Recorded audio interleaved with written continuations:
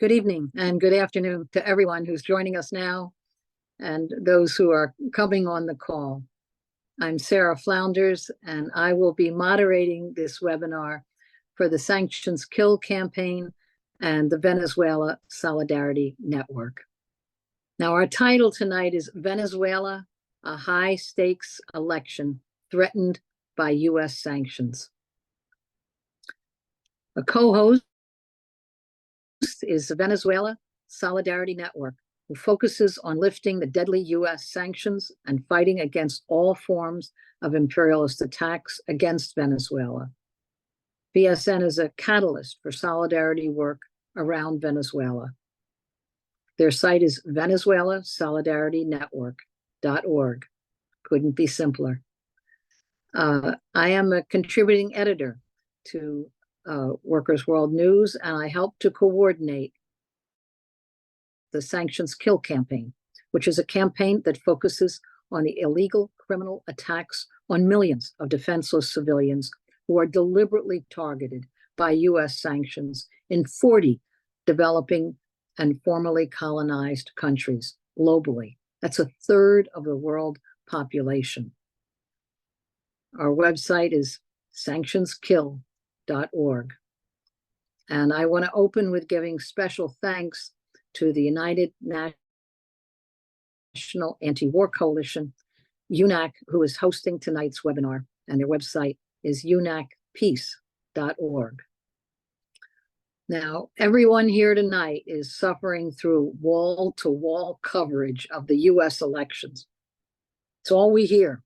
Trump versus Biden, then Harris, Republican and Democrat, and we're assured that this is democracy, and it has nothing to do with democracy. In the midst of this circus, there's no coverage of what the U.S. is doing around the world to undermine and destroy real democracy, to block elections, to fund opposition groups, and most painful of all, to try to destabilize whole societies. As a war criminal, Henry Kissinger said, the goal is to make the economy scream. Now, I've traveled to sanctioned countries, it seems, all my life. Solidarity delegations are a form of internationalism. So Palestine, Iraq, Syria, Lebanon, Cuba, Venezuela, Nicaragua, and others. I've seen the enormous pain of empty shelves, no medicine for sick children, total infrastructure breakdown when you can't replace a battery or a spare part. But I've also seen mobilizations and the creative energy of millions who are determined to withstand U.S. efforts to strangle their revolutions. So tonight, we're going to examine sanctions in Venezuela, a silent weapon of aggressive intervention. And we're going to discuss how the Chavistas have mobilized the whole population. The upcoming election in Venezuela, which is scheduled for July 28th, are in the crosshairs of another U.S. attempted orchestrated regime change operation. U.S. politicians have already intentionally created years of economic hardship by freezing assets and blocking essential imports of medicines and basic infrastructure, by imposing extreme economic sanctions. It's U.S. corporate power's weapon of choice. Sanctions are by design U.S. imperialism's most ignored weapon. They're silent, yet they exert unrelenting pressure. Now, in preparation for this latest round of voting, the U.S. media has once again declared, even before the vote takes place, that the elections are rigged. Their well-funded opposition slates, which have the lowest level of popularity, are declared in advance to be the only acceptable choices. U.S. agencies have funneled millions of dollars to fund and create both opposition media, opposition polling mechanisms, opposition political parties. Sanctions, really more correctly, economic coercive measures. Let's remember that term, economic coercive measures. They're a brutal weapon that impacts the whole population. It's especially cruel in the toll on the most vulnerable people in every society. Hyperinflation that intentionally impacts the poorest, those without any savings or extra resources. Now, U.S. corporate power is up against the overwhelming popularity of the twice elected President Nicolas Maduro's government and an intense grassroots mobilization. And that's what we're going to hear about tonight, of the whole population to survive under harsh war conditions and to actually thrive in the difficult conditions of scarcity. It's quite an accomplishment for revolutionary Venezuela. The extreme hardships imposed on oil and resource-rich Venezuela are really one of the most brutal example of the U.S. sanctions weapon. Under the Hugo Chavez government, the government was able to use the oil and gas resources to rapidly build schools, universities, hospitals, thousands of corner clinics, along with electricity, sewers, potable water lines into the poorest barrios. There were millions of low-cost housing units under construction across the country. During these years, the revolutionary government of Hugo Chavez, he was in office from 1998 until his early, untimely death in 2013. And during that time, there were enormous, life-changing structural changes in Venezuela, in the culture, in the people, healthier, more educated, in the infrastructure. These changes, though, threatened the profits of the largest U.S. oil and gas and banking corporations. U.S. imposed sanctions against Venezuela started in 2005, but by 2014, Washington accelerated the sanctions in a concerted effort to undermine the newly elected government of President Maduro and to distort the electoral outcomes. By 2018, sanctions reached a whole new level and systematically blocked basic medicines for immunization shots, diabetes, heart disease, cancer, nutritional supplements, spare parts for equipment, even water and electricity couldn't be bought on the international market. Venezuela was blocked from selling its oil and gas on international markets. Countries around the world threatened, don't you dare trade with Venezuela or you will also be fined. Billions of dollars of Venezuelans' foreign assets were seized. Against every sanctioned country, the U.S. government demands that every other country go along with the sanctions or face fines, seizure of funds. That's why the cost of the most essential products becomes an enormous obstacle. The U.S. uses the same template in country after country. And the charges raised against every one of the 40 countries sanctioned by the U.S. government are usually the same template. Venezuela is no exception. Targeted governments and countries under U.S. sanctions attack its first, they're declared guilty by the U.S. corporate media. And the whole U.S. political establishment then joins in demonizing the leadership as guilty of criminal, anti-democratic, or corrupt actions. The claim, endlessly repeated, is that imposed sanctions are only targeting criminal individuals and enterprises. That's a total fraud. The blockade is designed to throw the entire economy into shock. Now, the mass media here, though, just repeats again and again that the economic dislocation, the wild inflation, the shortages of essential products are caused by the leaders because they're corrupt or inept or paid off. Slanderous terms declaring elected leaders to be autocrats, dictators, are used repeatedly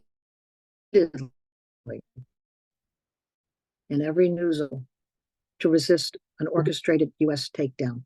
or regime change operation. It takes even more to build a force capable of mobilizing a population in the midst of scarcity. The need is both to survive and to thrive. And this is the challenge that Venezuela has undertaken with great determination and revolutionary fervor. The creative tactics used against the full weight of the US government, that's the focus of tonight's speakers. And our first speaker, I'm so honored to introduce Dr. Maria Paez Victor.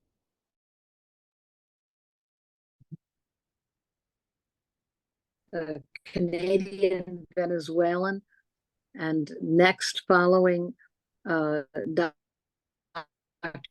Maria Paez Victor will be Joe Emersberger, who is the co-author and 20 years of coup attempts in Venezuela. So while they give their presentations, I will ask everyone, there's a lot in the chat already, and it's good to, if you want to introduce yourself, your name or your organization, but let's hold down the chatter or discussion during their presentations, but do put your questions in the Q&A section. We will try to deal with every one of them as we move forward. So thank you very much. I'm seeing a message that the sound is unstable. I think it's good on my end, and Joe, you can check on yours. But if you're having trouble, hearing on your end, you might go out and come back in. It could be your connection, at least on our end, where we are checking, and we will continue. So if others are having, say, put questions in the Q&A section, chance for both Dr. Maria Paez Victor and for Joe Emersberger to answer them. And tonight we're going to give Joe Lombardo, who is our host with UNAC, he'll have the first question when we open the floor for the Q&A. But first, Dr. Maria Paez Victor, if you would, explain about the situation in Venezuela today and this people's mobilization. Thank you very much, Sarah. That is just an amazing, superb introduction. You know so much about what's happening. I'm so glad that you gave that summary. I really, really appreciate it. You obviously know what is happening. Thank you. Well, I'm very honored to be on this webinar. I want to thank the Venezuelan Solidarity Network and SanctionsKill Campaign. I'm so honored to be on a panel with Joe Emersberger and Sara, who both have demonstrated an absolutely amazing solidarity with the people of Venezuela in their hour of need. This is really wonderful of you both. And of course, Joe Lombardo also. There are a few things that it is necessary to stress about the situation in Venezuela right now, because in the presidential elections that are about to take place this Sunday on the 28th of July, the sanctions are the elephant in the room for two reasons. First, because of the tremendous damage they have done. And secondly, because of the almost miraculous turnaround in the economy that Maduro's government team has achieved despite the sanctions. Now, the far right, and when I say far right, I'm talking about true fascist people, especially the PUD, that's Maria Corina Machado and her puppet, Edmundo Gonzalez. They try to blame the Chavistas for the economic troubles and simply deny that the sanctions have had any effect, despite the studies and despite the UN pronunciation to the contrary. The far right's implicit and explicit message is that vote for them because they will get rid of the sanctions, as they have excellent relationships with Washington. The far right ignores the successful economic measures of Maduro's team, which have in fact defeated a great deal of the sanctions. And to understand this is what Sara was talking about. Venezuela is a beleaguered nation. It's beleaguered by a illegal, vicious hybrid war, which is unleashed by the USA and its allies and some of its corporations. This includes open violence, such as coup d'etat attempts, assassination attempts and assassinations, sabotage, bribing criminals, cyber attacks, attacks on the currency by international finance agencies, and a comprehensive media deluge of lies and false accusations, which you have carefully talked about. Venezuela was forbidden to produce and sell its petroleum, buy and sell on the international market, especially medicines and food. It was banned from international financial transactions, such as the use of the SWIFT, and it had no access to their own bank accounts. Now, many in the West believe the sanctions are supposedly a soft tool of attack. The unilateral economic sanctions are meant to collapse the economy so that the government falls.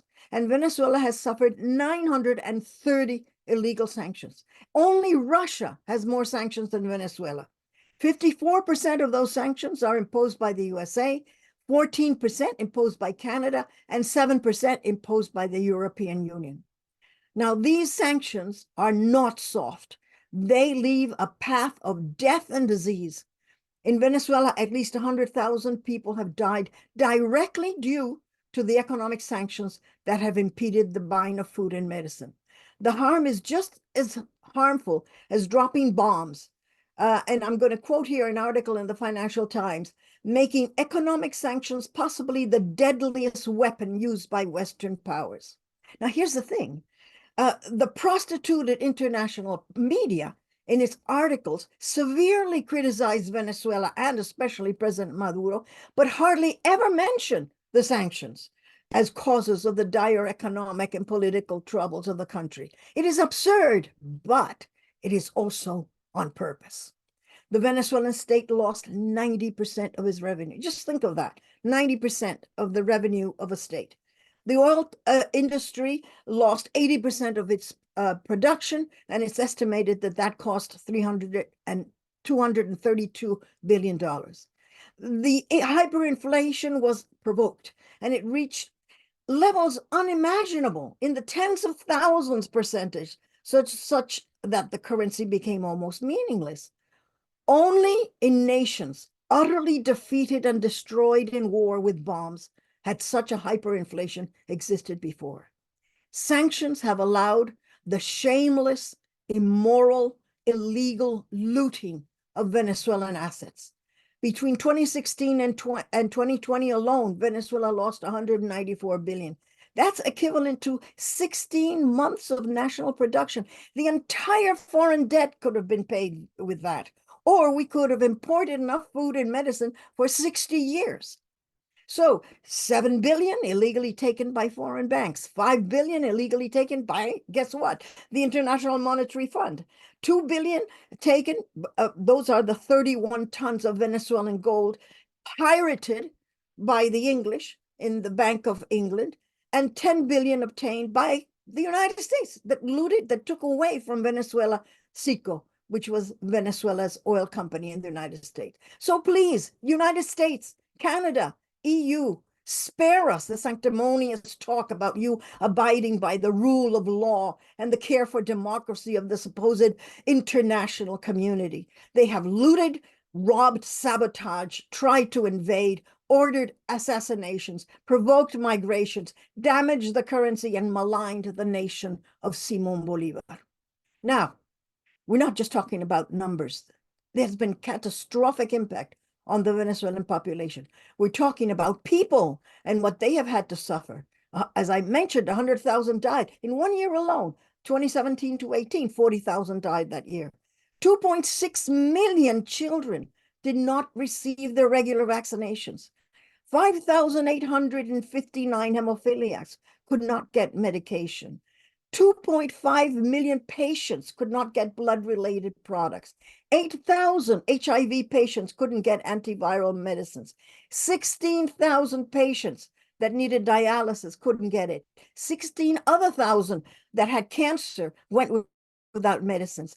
4 million with diabetes and hypertension could not be treated, and thousands of operations and treatments could not be done. So these are not just numbers, but people. I will tell you, my very, very dear first cousin died of cancer because the medicines that could have prolonged her life were not available anywhere in the country.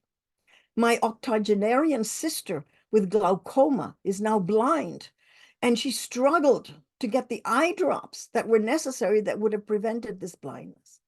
But more unconscionable, immoral, and hard, really hard to forgive is that the United States and Canada banned COVID vaccines to be sold or donated to Venezuela in the midst of a world pandemic. Who can believe this? But the sanctions were also a bit of a boomerang, as thousands of Venezuelans migrated to the USA and other countries, a migration that they themselves programmed and abetted. Although afterwards they considered it a huge problem when all these people showed up at their borders. People were making money arranging for these migrations. And the reprobate son of a family friend was in on this business, smuggling people through Panama to get over there. These migrants, on the whole, did not find nirvana and they wanted to come back. And what happened was that the government of Venezuela sent planes to bring them back free of charge. I don't know of any other country in the world who has done this.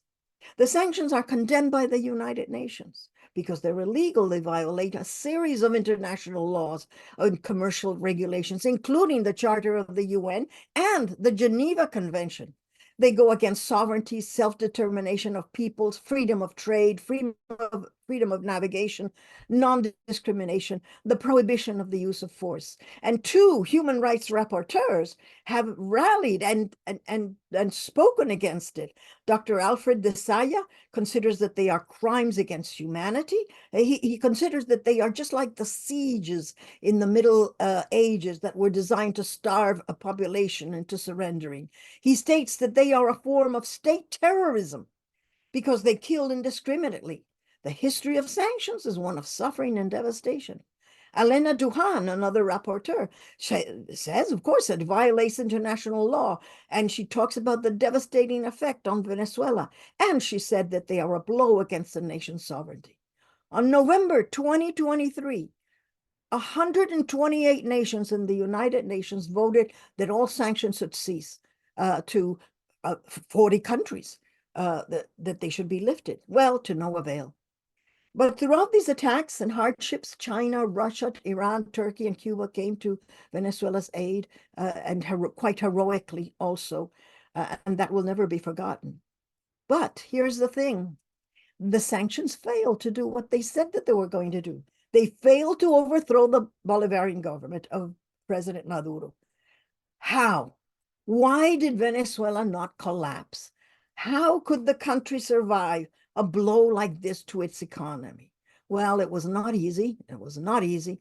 But Maduro and his team tried many things, but on the whole, this is what saved Venezuela. First of all, the population rallied around its government as it perceived that they were being attacked by an external enemy, the USA and their allies.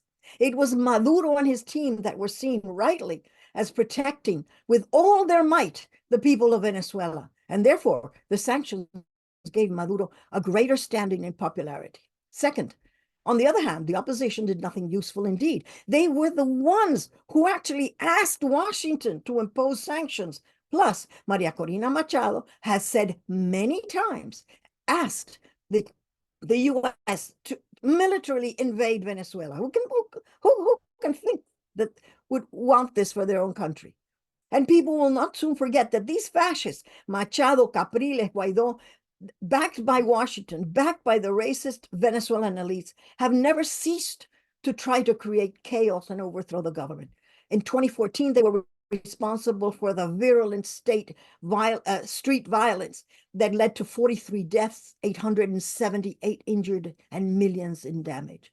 In 2017, they continued with 121 deaths and 1,958 injured, including the horrendous death of a young man, Orlando Figuera. Because his skin was dark, he looked Chavista. And guess what? They burned him alive right there on the street. People don't forget this. The government put all its efforts in diversifying the economy. We used, in our economy, everything was the United States.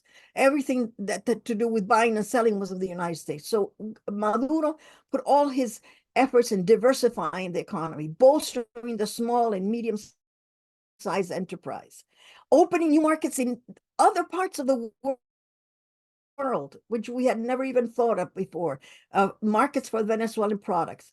And he created economic zones for foreign and national investments under a particular law that protected the names of those investors so that they wouldn't be caught with the sanctions. Now, Maduro has made peace with and lured the domestic private sector. Their maximum representative is Fede Cámaras, which is a chamber of commerce. And they have done an about face from being the leaders of the coups against the government and of the economic sabotages. The private financial sector finally has realized that they too have been hurt by the sanctions, that they cannot do business or open accounts in international banks. As well, Maduro has lured them with the law of safeguards for investors and the economic zones and the new world markets that the government has negotiated. It is significant that Machado and González do not have the backing of the powerful Fede Cámaras for this election. Now, remarkably, demonstrating that it is a lie that the country is polarized, it is now 11 opposition mayors who have renounced the opposition and who have joined the Maduro camp. And all have said the same thing, that it is Maduro who can guarantee the peace in the country. Sixth, well, Venezuela has learned to feed itself. It became self-sufficient in food due to the great support and effort that the government has done for agriculture.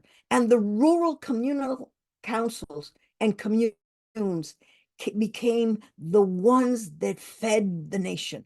Venezuela no longer imports food. Seventh, well, solidarity. Socialism is solidarity. This solidarity is so meticulously nurtured for 25 years by the PSUV came into its own with all the grassroots organizations with which the PSUV has always been working with. They helped in a host of ways to feed, to tend, to care for the population. The neighborhood networks of the PSUV, the urban communal councils, the groups of all sorts just jumped in to help in many ways. People began to trade, to barter, to help each other, even without payments. For example, my sister lives in the city of Caracas, and last year there was 2 years ago there was a blackout, and people were. This was during Trump. People were worried, thinking that Trump was going to invade, and the lights went out. Well, she got a phone call 15 minutes later from the neighborhood leader, who, by the way, wasn't there. He was in another town. Called her up to tell her, and this is what he did to everyone in the block. Don't worry, this is a real problem in one of the electrical places. It is not sabotage. It is not an invasion. Don't worry, the lights will come back.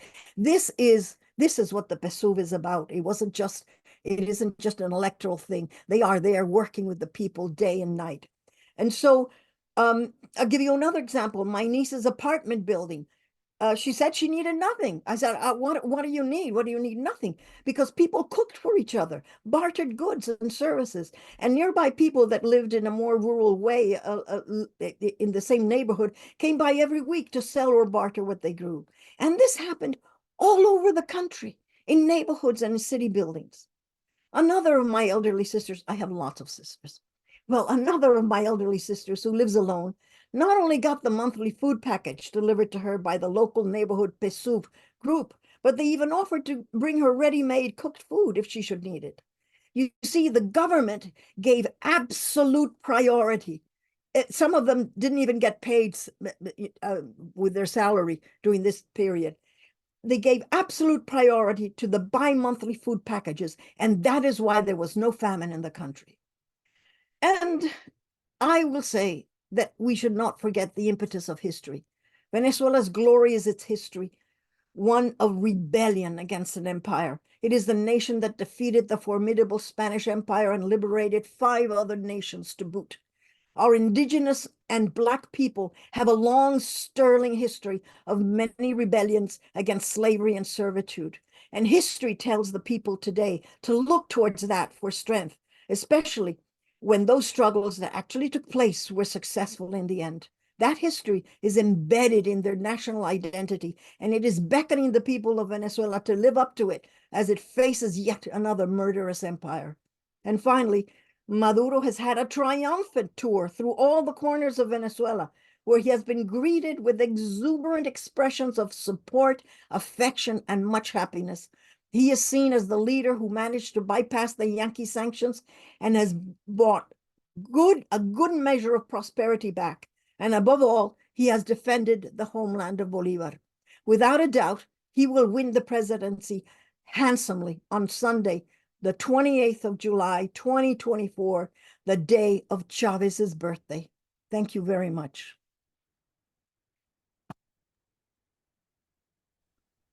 Wow, Maria, it's a fabulous, fabulous talk. And I do hope you'll send us the transcript, because we should really send it and make it available. We always share afterwards to everyone who registers for our webinars a link to the YouTube. Joe does a light edit, but I just want to say that was tremendous, and we should send a link to your talk. And I think we'll have to give the same task, send us his transcripts to Joe Emersberger. He is the co-author of Extraordinary Threat: The U.S. Empire, the Media, and 20 Years of Coup Attempts in Venezuela. So Joe, please join us. And I really can't wait for all this too. So much I've learned, really. Thank you. Okay, thanks very much to everyone involved in organizing this webinar. Yep. I'm honored to have been asked to speak. I'll be putting a transcript of this talk on my Substack page for people who are interested in citations that support what I say. My task here is to discuss the Western media's coverage of Venezuela's upcoming election. I feel I must start by saying that the same big Western media outlets that dare to impugn Venezuela's election are, as I speak, facilitating a genocide in Gaza. In today's world, where anyone with an iPhone and an internet connection could potentially do very devastating journalism, the Western media is not the effective gatekeeper that it used to be in the pre-internet era. The same way we can readily access horrific images from Gaza every day, we can also easily access the images of the huge and boisterous rallies Maduro has held all over Venezuela during his election campaign. We can easily access Telesur, Orinoco Tribune, Venezuela Analysis, Fair.org, Mint Press News, and countless other voices online that refute in great detail what the Nazified Western media claims about Venezuela. Nevertheless, Western media will try to impose as much ignorance as it can and trap our minds within Western imperial assumptions and encourage the casual bigotry that has been fostered within Western societies for centuries. Their power to do so is reduced from what it was decades ago, but it remains important, unfortunately. As elections approach in Venezuela, we get the same toxic journalism about Venezuela that we always see from Western media, but more of it, and with a much heavier emphasis on polls. I'll pick an example from Bloomberg that was published on July 20. You really only need one example because it follows the same general pattern that's been repeated constantly in one Reuters or Associated Press article after another over the past few months. Bloomberg claimed that the election will be marred by, I quote, an insufficient number of credible international observers this year. And the article also said, I quote, most credible polls in early July showed an average 20-point lead in the race by the opposition. Now, Bloomberg's article does not explain why those polls and those international observers like the Carter Center, whom it named, deserve to be labeled credible. I did a talk a few weeks ago that explained in detail why the Carter Center, despite not being as bad as other Western imperial outfits, does not deserve to be labeled as credible. Now, getting back to the polls, Venezuelan economist Francisco Rodriguez, who is anti-Maduro, pointed out on Twitter that opposition-aligned pollsters have since 2017, and especially since 2017, greatly exaggerated opposition support. he did a mathematical adjustment of the polls for the upcoming election that took into account the inaccuracy of pollsters after 2015. Based on his analysis, he concluded that the opposition candidate, Edmundo Gonzalez, who is a stand-in for the disqualified Maria Corina Machado, probably has a statistically negligible lead over Maduro of like 0.2 of a percentage point. So absolutely nothing like the 20-point lead that Bloomberg claims. In 2017, the opposition was widely predicted to sweep regional elections, according to the pollsters that Bloomberg labels as credible. The exact opposite happened. Maduro and his allies swept those elections, and fraud could not begin to explain the results. I mean, that's a key point. Fraud has never been able to explain the inaccuracy of the opposition-aligned pollsters. The Bloomberg article actually mentioned the 2017 regional elections in order to point what it calls proof of vote tampering in one state that year. What Bloomberg didn't tell its readers is that the alleged vote tampering accounted for less than 5,000 votes in an election that the opposition lost in the nationwide tally by 700,000 votes. In other words, those elections showed that the pollsters Bloomberg labels as credible are not credible at all. Now, Bloomberg knows this, of course. How could Bloomberg know about less than 5,000 disputed votes in one state, but not know about the wildly inaccurate polling before those elections? And even if Bloomberg had no background knowledge, the obvious question any credible journalist will ask about a pollster is, well, how accurate have they been in the past? But ignoring that obvious question allows Bloomberg to impugn the election results in advance if they don't go the way Bloomberg wants. In other words, if Maduro wins. If you discredit a Maduro victory in advance, then you are also helping the US justify the continuation of sanctions. And that's what Bloomberg and all these outlets are up to when they uncritically report those opposition-aligned polls over and over again. Now, according to Rodriguez's analysis, the election will likely be extremely close. Of course, there is no guarantee that the polling errors of the past will be repeated on Sunday. The errors could get much smaller, stay the same as in recent years, or they could get even worse, larger errors. So Rodriguez was shocked. We should recall, Rodriguez was shocked by the regional elections of 2017 because the polling errors that year got much larger than they had been in the years before. So nobody should be shocked by a Maduro win at all. And in fact, even a large landslide Maduro win should not be shocking to people. The Western media wants us to think that's impossible without fraud. It knows that many casual readers will not delve into the details of how fraud-proof Venezuela's electoral system is, so ignoring the track record of pollsters is a clever propaganda tactic. Now, moving on, Bloomberg and all the others also have very little to say about Maria Corina Machado. She is the real driving force behind the Edmundo Gonzalez campaign. She is described merely as an opposition leader, sometimes as a fierce critic of Maduro, who has been banned from public office. Now, that's an incredibly light punishment for what she has done, but you'd never learn that from the likes of Bloomberg. Now, in talking about Machado, news articles never say that she has repeatedly tried to incite a foreign military invasion of Venezuela. Now, I'll give one example from, and I have the video of this that I put on my Twitter timeline today. On February 11th of 2019, as many of us feared that Trump might actually go through with an invasion of Venezuela because US troops were very menacingly stationed on the Colombian border as part of an aid stunt, Machado publicly called on the opposition-controlled National Assembly at the time to invoke Article 187, subsection 11 of Venezuela's constitution, which allows the National Assembly to authorize foreign troops on Venezuela's soil. In the same speech in 2019, that same speech, he called for the international community to apply the so-called responsibility to protect doctrine to Venezuela. That's the doctrine that Western liberals invoked to justify NATO's destruction of Libya in 2011. In the same speech, she also called for Venezuela's military to defy Maduro and accept the Trump-appointed Juan Guaido as their commander-in-chief. Now, more often, Machado's repeated calls for foreign invasion of her own country take the form of incitement, depicting her own country as a grave threat to the world. She often does this in English on her Twitter account. Now, Machado has tweeted, for example, I quote, "Venezuela is a hub for international organized crime, anti-Western forces, drug trafficking, and terrorism. We must act now," unquote. She tweets this incitement in English, but Western media hide it anyway. And I don't even have the time to get into her involvement with multiple US-backed coup attempts since 2002. Now, you cannot overemphasize the cynicism of a Bloomberg article and countless others just like it that make no mention of any of that. Maria Corina Machado should be in a Venezuelan jail. Unless you accept the US and its allies have the right to rule the world as emperors, that's an inescapable conclusion. But there is no room for that perspective in the so-called free press that Western imperialists claim they have. Now, if Venezuela were to cripple the USA's economy, if it made perfectly clear that it would only stop doing so if a presidential candidate wins in November that it approves of, what conclusions would we draw from that?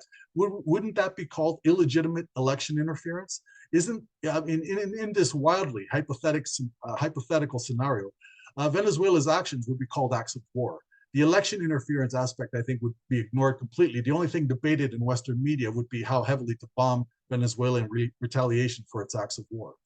Now, I'd like to now pivot to something else. Now, because as much as the media hides information, I'd say most of the time, there are also times when it can't help but reveal key truths, not out of integrity, but because of a deep-seated belief that Venezuelans must submit to US-led rule. I'll leave you with some examples that I think are important. In 2003, I'm going to go back to 2003, 2 months after an opposition-led lockout of the oil industry devastated Venezuela's economy, but failed to overthrow the government. The New York Times reporter Juan Ferrero nonchalantly wrote, "For some opposition leaders, the strategy is now to lie low and watch the economy worsen, hoping that the president will be dragged down with it." So economic warfare and the hope that it will install US allies goes way back, as does the Western media's normalization of it. Another, even more striking example came in June 2017 in this long article, "Cry for Venezuela" was the title, by Toronto Globe and Mail reporter Stephanie Nolan. It was a long article just clearly intended to generate outrage against Maduro. But deep inside the article, Nolan wrote, and I quote, "The opposition's chief hope is that the Maduro regime finally will go completely broke when the food runs out entirely." I'm repeating that. When the food runs out entirely, the thinking goes, the streets will fill and people won't go home until he leaves. So Nolan and her editors could not be bothered to remove these incredibly damning lines from their article. Canada's allies in Venezuela want the country to starve, but Nolan and her editors didn't notice anything shocking about that. That's not surprising if you see the US and its allies as the world's rightful rulers. Another example of Reuters article of August 2020 mentioned in passing that, and I quote, "The United States this month seized 4 cargoes of Iranian fuel bound for Venezuela, where fuel shortages are once again worsening." And again, I'll repeat that, "where fuel shortages are once again worsening." I mean, that's, again, another perfunctory mention of a US crime against humanity, an act of war against the civilian population. And finally, final examples from the New York Times, exactly 1 year ago, July 22nd, 2023. This editorial stated that sanctions on Venezuela are, I quote, "deeply unpopular in Venezuela." So it admits that the sanctions that Washington imposes under the pretext of restoring democracy actually aren't wanted by Venezuelans. Now, that's an outrageous thing to concede unless you've completely internalized the idea that the US is the legitimate ruler of Venezuela, not Venezuelans. Now, even the title of that editorial gives the US barbarism away. The title refers to America's foreign policy arsenal. Now, note the word arsenal. What arsenal would Venezuela be allowed to use against the United States, according to the New York Times? The editorial writers also conceded that US sanctions on Venezuela have been lethal. In their words, the sanctions, I quote, "exacerbated a humanitarian crisis." Well, if you exacerbate a humanitarian crisis, that can only mean that they've killed people. How many people would Venezuela be allowed to kill in the United States with an economic arsenal? I mean, to sum up, US sanctions on Venezuela are acts of war and massive election interference. As much as the establishment media hides those truths, you can find them out if you're willing to spend some time bypassing the Western media. But even if you look closely enough at Western media, you'll find that there are times when the truth gets inadvertently revealed. Now, finally, I'll just say I hope Maduro wins on Sunday. My guess is that he will. But if he doesn't, the real winner will be Washington, not Edmundo Gonzalez, not even Maria Corina Machado. US acts of war will have succeeded as they did in Nicaragua in 1990 and producing the desired electoral outcome. And no civilized person should want to see that. Thank you very much.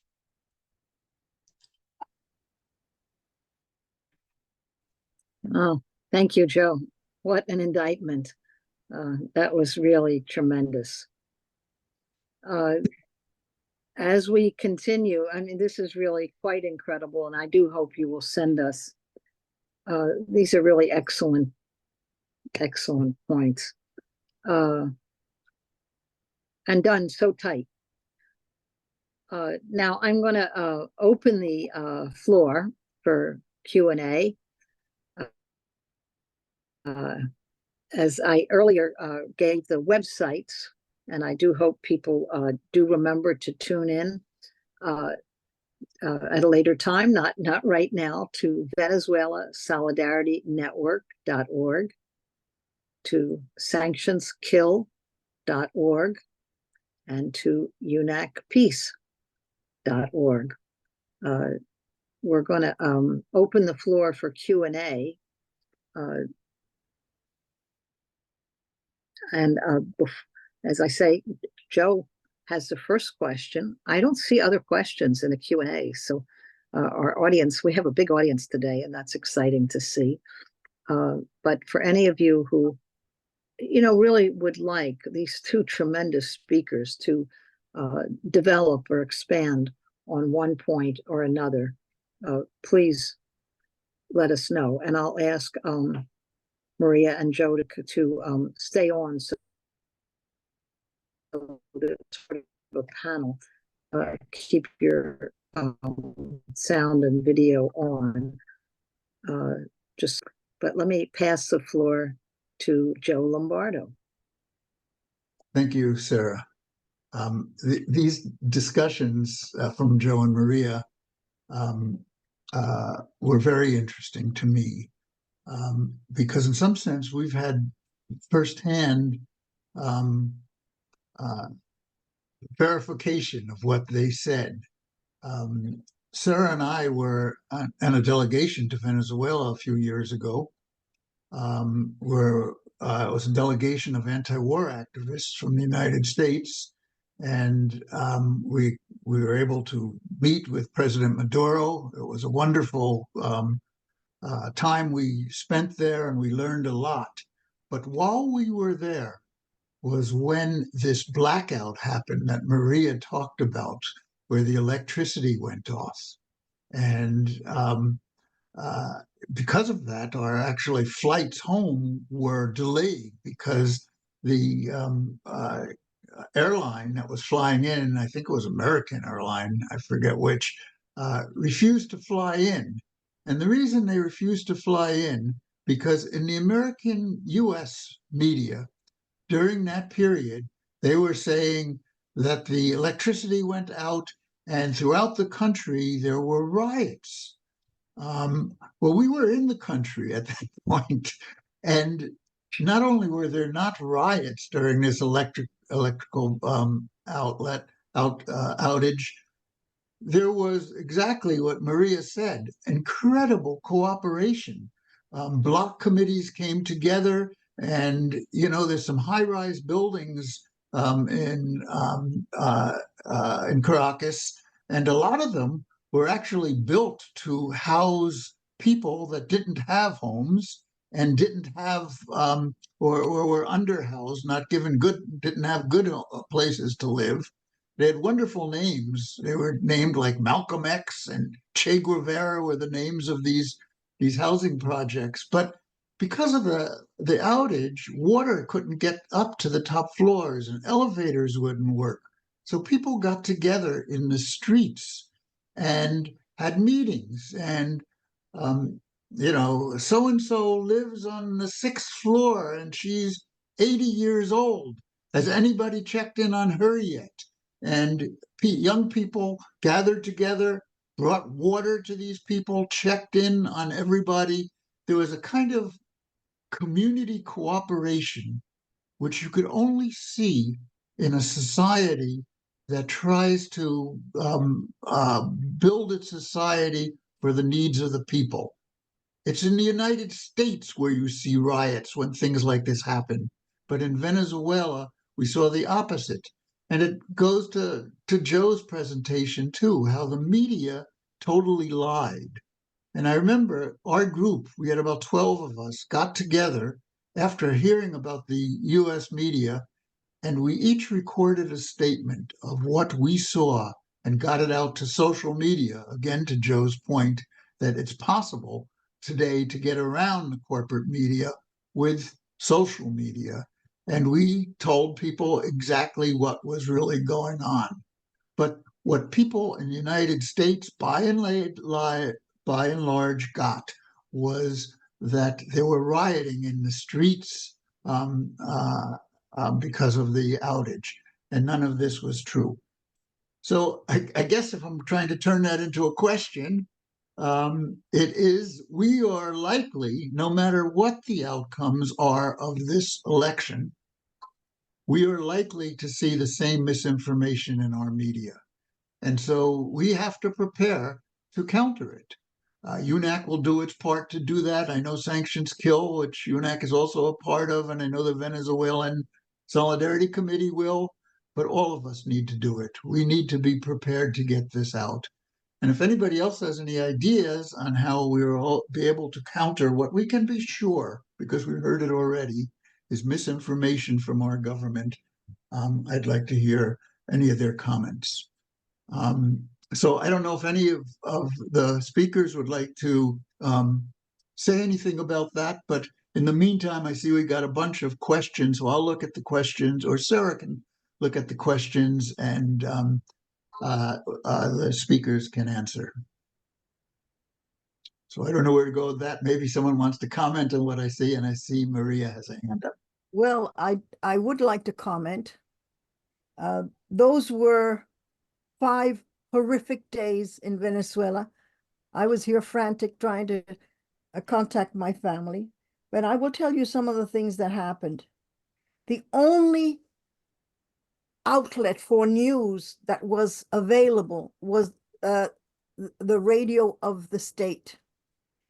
And what some of the young people did in many of the buildings is somehow they got with a phone and some antenna, because young people are so clever and creative, they would get the signal. And so the people in the buildings would get together and listen to this impromptu radio that the young people would make, so that they could hear from the government what was happening.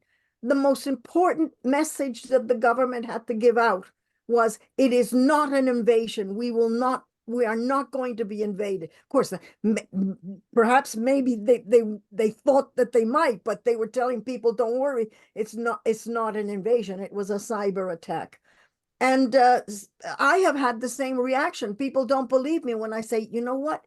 There was no looting in Venezuela. How can that be? What do you mean? There must have been. And what they don't understand is that in Venezuela, we don't have a mass people. People aren't a mass. It is un pueblo organizado. It is a people who is organized, and everybody belongs to a neighborhood organization of some sort. Remember, the PSUV, which is the political party, always worked with El Polo Patriótico. El Polo Patriótico was all kinds of organizations, women's organizations, children's organizations, indigenous organizations. So it's a political party that is surrounded by all kinds of other organizations. And then, of course, you have the communal councils and the communes. So all of that just started working when we had that cyber attack. And it also happened, of course, during the sanctions. But I want to tell you a little anecdote. I was privileged enough to, I would say, be in the same room with Chavez. And Chavez was speaking to us. And he was telling us about that first oil lockout that happened in 2003, where the then board of directors of the oil company locked out the workers. And so we had an oil strike. This was a very damning, terrible situation. And frankly, the country and the government wasn't prepared. So Chavez, being the way he was, got out of the palace and he said, I got to go see how my people are. And he started walking up and down the barrios, the poor areas. And when he was in this area called El Valle, there was a woman in one of the little houses, and starts calling him Chavez, Chavez, because that's how they talk to him. Chavez, Chavez, come over here, Chavez. And Chavez goes over to this elderly lady and says, look at this fire that I have here. where I'm going to cook. He says, that is my last chair. I'm making this fire with the last chair that I have in this house. And then Chavez says to us, then this lady grabbed hold of my jacket and said, pero no te rindas, but don't you give up. He said, I don't care if I have to, burn my furniture. And grabbed him, and she says, he grabbed him real strong. He said, this old lady was strong, grabbed me very strong on my, and said, no te rindas, don't you give up to them. And I think that is really symbolic, both of Chavez and of Maduro, that they're not going to give up. And I can assure you that Maduro's going to win the elections. There's no way that these fascists are going to win. Can I just say Thank one you. other thing, Sarah? I'm sorry to interrupt. Yeah. No. I just want to say something about the electoral system, which shows something about the sanctions. The electoral system was a U.S. electoral system that was put in prior to the Bolivarian Revolution. And a lot of the parts were German parts. And because of the sanctions, this was an old system. And with all the maintenance, they couldn't update it. They couldn't do maintenance because they couldn't get the parts because of the sanctions. And yet they worked out a way around that, and we haven't seen a repeat of it. That's people's power as it was seen in Venezuela. Sorry to jump in again, but thank you. There's some very thoughtful questions, and we can't possibly, we're going to go a half hour. We can't possibly even, I think, touch these, but I will at least raise a few of them. As I say, we can't do them all. But I did want to add one little point on this delegation that Joe raised that I was part of, because when we landed, the electricity was out. So we had no idea what we were facing, and we're facing incredible solidarity. But the whole trip, we visited these urban farms, which were everywhere, every neighborhood, every squawk, every little corner of a vacant lot had an urban farm going, where fruit and vegetables, all kinds of things were being grown. That was really impressive and exciting. And the barrios are high up on the hills, so when the electricity goes out, the water pumps stop. So that water trucks had to come in. They weren't looted, they weren't grabbed. People stood in line with buckets to take. So it was just beyond isn't the really see human dignity, and it rises to occasion. Now, I'm going to raise a few of the questions and hope our panelists can take on one or the other. What was the pretext for the original sessions? There was a question, someone came on late, and there would be a full recording. And yes, within a couple days, and everyone who registered for this webinar will get it, and we'll send it out to others widely, the YouTube link of the entire program today. And if we have a link to the presentations or a summary of them, we will also include that. So those are a couple of the points. But there was a question about, and since these are both Canadian speakers with a lot of experience on Canada, whether a campaign to get Canada to enforce a 2002 resolution on, unilateral sanctions is possible. That was, I think, an important question. And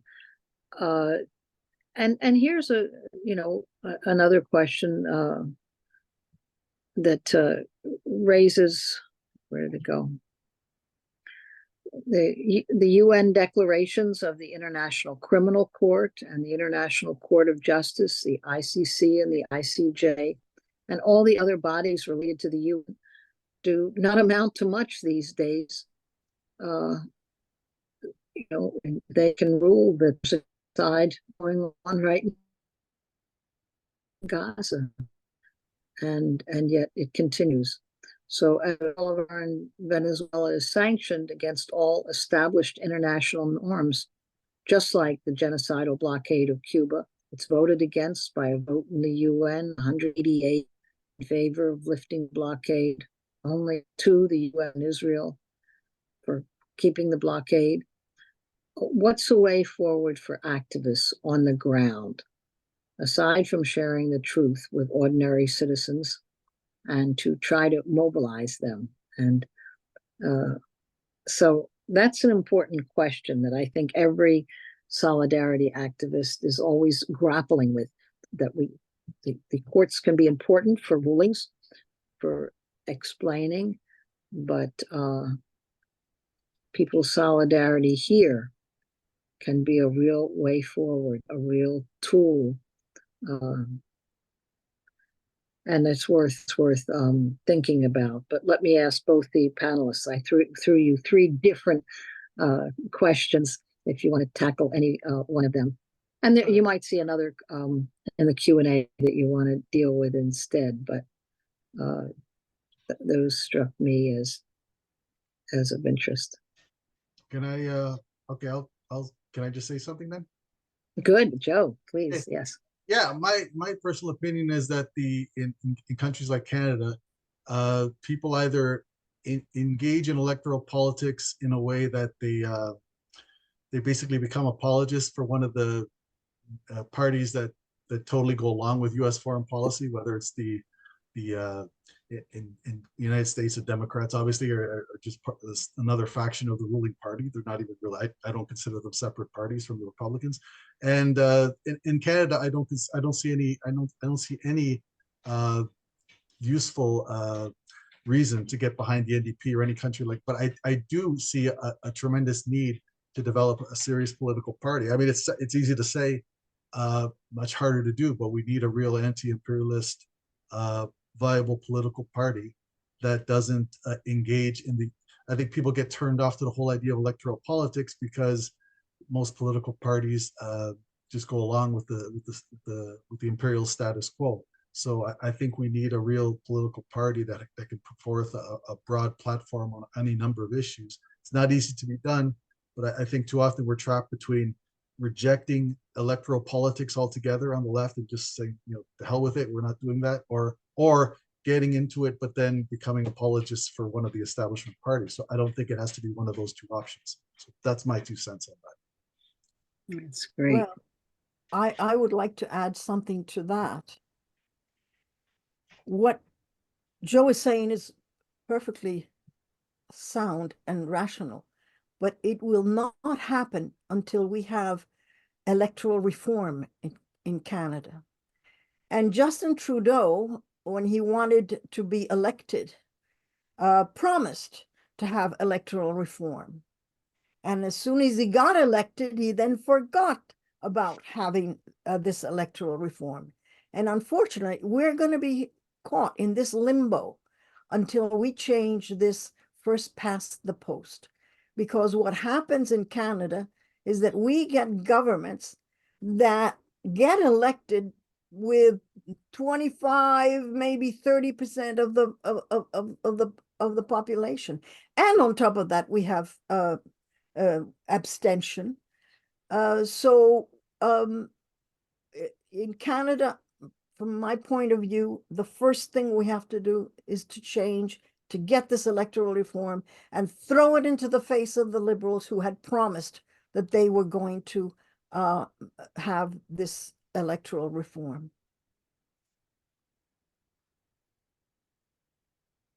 Right. Now, I see a question. It's very concrete. How many candidates are there who are running? Now, that may be a question of both presidential, but there are just everything in Venezuela is voted on, everything, every position, and there are elections all the time. So it might be good to explain that. And also who has a right to vote, which I don't know the figures for Canada, but the US has probably the lowest number of voters in the world.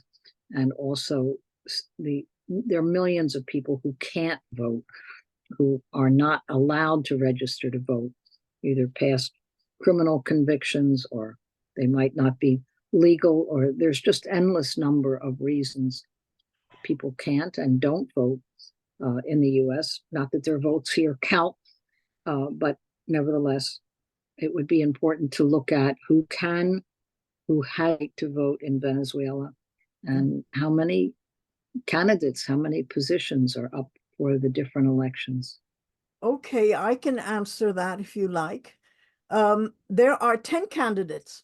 One is Maduro, and the other 9 are opposition leaders. These are 9 different opposition parties that are standing for the presidency. The only position that is being voted on right now is for the presidency.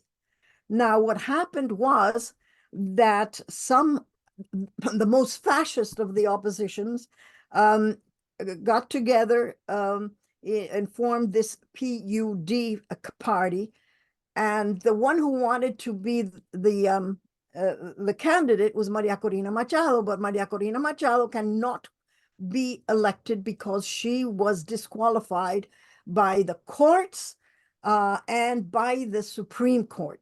I'll tell you in a minute why. And so she has a puppet that she's put in, who is this decrepit old man who's never been in politics except as a political hack behind the scenes, helping, by the way, in El Salvador with the logistics and the funding of the death squads there in the 80s and 70s. That is the nice old gentleman that the press in the United States talks about, this sinister old fellow who is good for nothing. So he is the Edmundo Gonzalez, right? But everybody knows that if he were to win, the person who really would be governing would be Maria Corina Machado. So there are 10 parties, 10 opposition parties, and only one Chavista candidate, which is Maduro.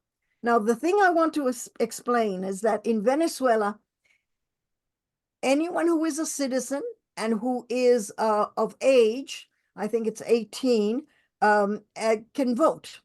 It is not like in other countries that if you're in jail, you can't vote, or if you were a felon, you can't vote. Everybody can vote. Indeed, people in the prisons can vote in Venezuela. The other thing about Venezuelans is that they love to vote. Just a week ago, we had what was called a simulacro, which was a mock voting in order to test the machines and to test the whole process. And this was on a Sunday. And thousands upon thousands of Venezuelans went to the polling station to cast their mock vote, which counted for nothing because they weren't counting the votes. It was just to make sure that everything was going well. One of my old sisters who was blind, she went to vote in this mock voting with her daughter taking her. And as soon as she got there, she immediately was taken to the front of the line, and she was able to have what's called assisted voting, and she voted. And there were long lines of people waiting. And as they waited there, other people came to entertain them, and especially with the drums. So they were drumming and playing guitar, and it was all quite happy. And one of the things that one of the Venezuelans was telling me was the following. During the other governments, before the Bolivarian government, there were thousands upon thousands of Venezuelans who could not vote. They lived in the shanty towns. Some of them were 2-3 generation from Colombia. They had no ID. and they couldn't get an ID because they didn't know how to read and write. And then these governments, these elitist governments, would hold the voting in all the private schools, which are in the nice areas of town. So these people would have to travel a long while to get to these voting stations, and only those who had the ID were allowed to get in. So this person was telling me, that's why we like to vote now, because now we can all vote.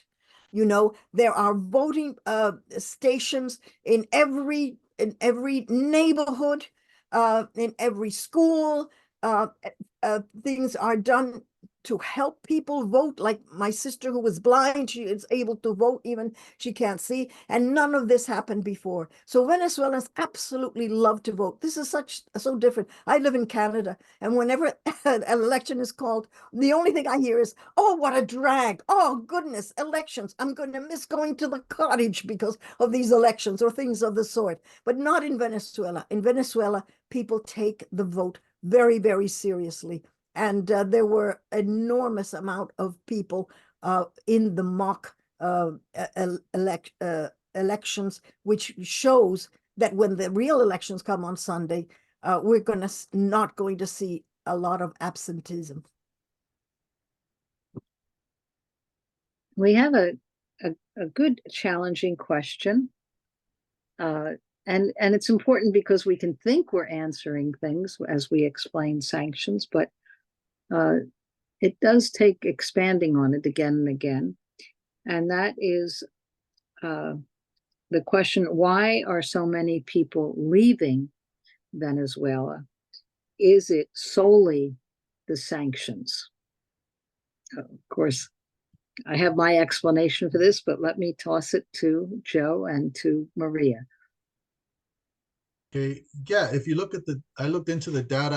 I could post a link to it at some point, but if you look at the data from even from opposition sources like in Colby, this survey that these opposition academics put out every so often, overwhelmingly the migration from Venezuela states it takes place after Trump dramatically intensified economic sanctions in 2017.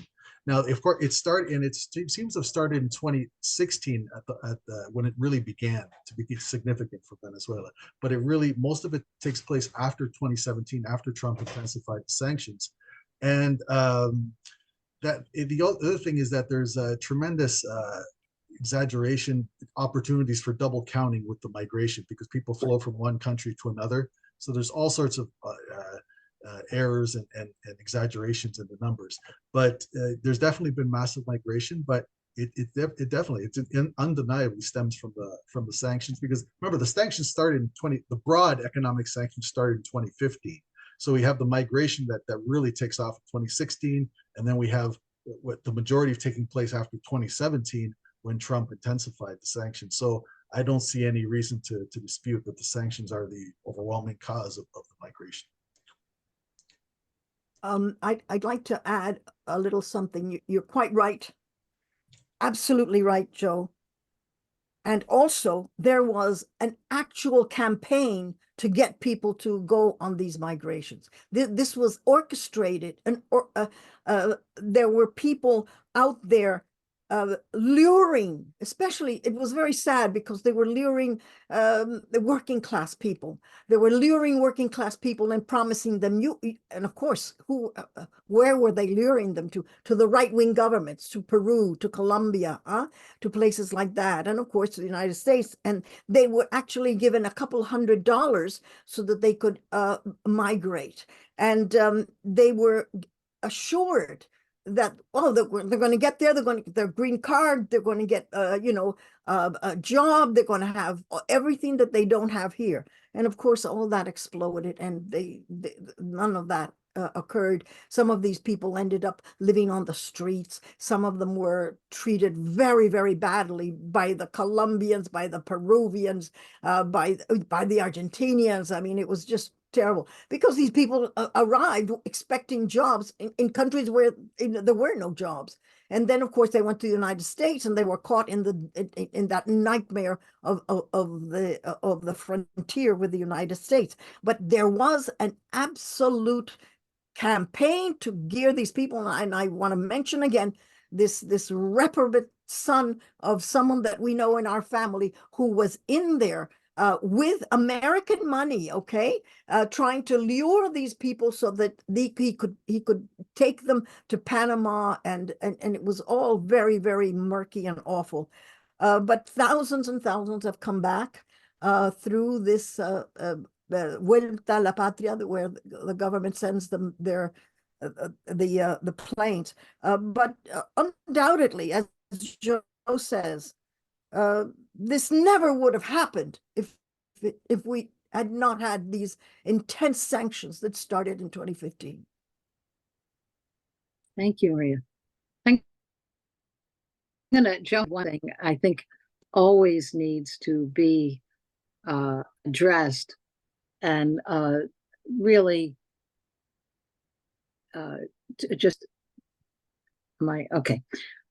And that is the preferential treatment given to Venezuelan, Nicaraguan, and Cuban migrants to the U.S. And they know if they are able to get into the U.S., they are guaranteed certain services. But those who counter and can very strictly enforce, migrants from Guatemala, Honduras, where some come, from Haiti, from African countries, they can cross the Darien Gap with Venezuelans. That doesn't mean we'll get in across the U.S. border. So the preferential treatment, why is that? The U.S. wants particularly Venezuelan, Nicaraguan, Cuban migrants here in terms of their propaganda, very important, and in terms of strengthening, reinforcing a current in each of these countries. So, and yet you won't see that on countries that the U.S. is not targeting, except to ensure difficult conditions. You know what? We're reaching 8:23. I think, and both of you can see both Q&A. There's good questions there, and also some in the chat. But you can move it into your kind of concluding comments, or handle one of those questions or comments that are up there, and just to assure people that we will send out a link to this on YouTube just about as soon as it passes. And also, Joe Lombardo, if you have a closing comment, that would also be fine.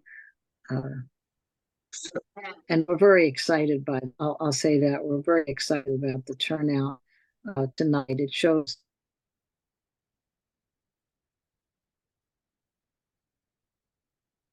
There you froze. Let me just say, while Sarah's still frozen, that after for anybody who registered,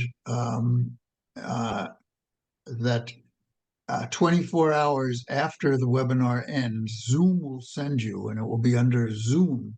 It'll say Zoom on it. Thank you for attending, or thank you for registering and not attending. And in that will be a link to the video. So it will also be put up on YouTube and sent out through various ways. But if you look at that notice from Zoom, you will tomorrow, you will see the link to the video.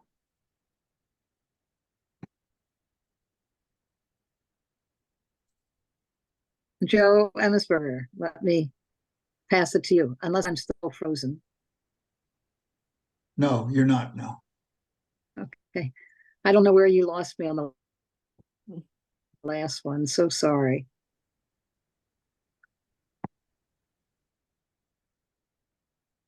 Is Joe Emersberger still there?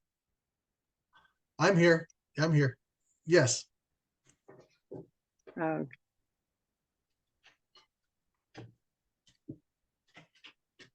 What was it I was asked to say? I'm sorry. I can't Oh, hear you, Joe. I didn't know if you had a closing comment or if looking at the chat or the Q&A, Yeah, some you have questions. anything I- you want to add? Just real quick about the Q&A. Elena Duhan, the special rapporteur, had a very detailed report that went into some of the there were sanctions that weren't broad economic sanctions that date back to 2005. I see people ask about. So Elena Duhan, in her report as special rapporteur a few years ago, she addressed all that. So that'd be worth looking up online.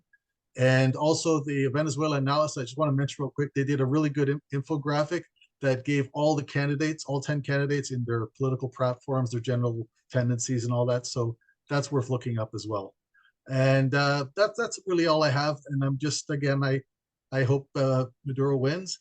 And that's what I'm pulling for on what I'll be pulling for on Sunday, because it's a victory for the entire world, and it'll be a defeat for the US empire. So that's what I got. Okay, thank you, Joe. I don't know if I was frozen earlier when I did this, but I'll say that from SanctionsKill Campaign, we produced a book called Sanctions, a Wrecking Ball in a Global Economy. And on the very opening page, it listed the 40 sanctioned countries, which often there's no recognition, and it is why we use the term economic coercive measures. We don't say actually unilateral coercives, because there are also sanctions imposed through the UN and through the European Union and so on, under US pressure and enforced by the US.